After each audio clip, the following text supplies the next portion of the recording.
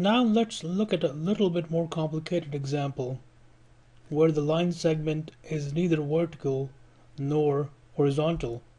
Here I have a line segment with 2 points. The first point has coordinates 5 and 7, and the second point has coordinates -4 and -3.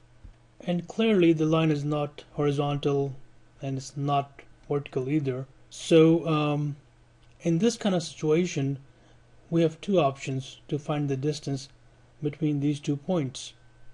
We can either use the distance formula or we can use the Pythagorean theorem. We will look at the Pythagorean theorem in the next section.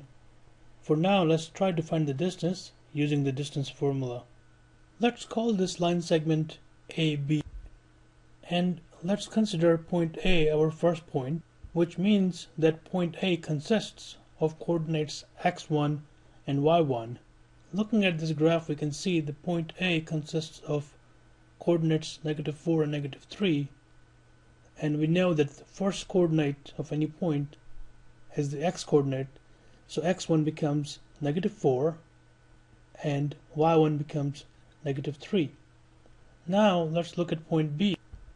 B is our second point, and we know that the coordinates of B are 5 and 7, which gives us the values for x2 and y2.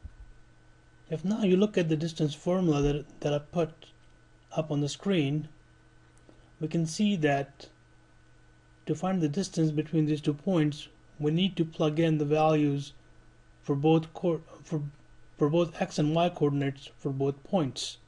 And now we have all these values, x1, y1, x2, and y2. Let's go ahead and plug these values into the formula and calculate the distance. Once I plug in these values, all I have to do is calculate the answer. And the answer is the square root of 181. Now let's go ahead and solve the same exact problem using Pythagorean theorem in the next section.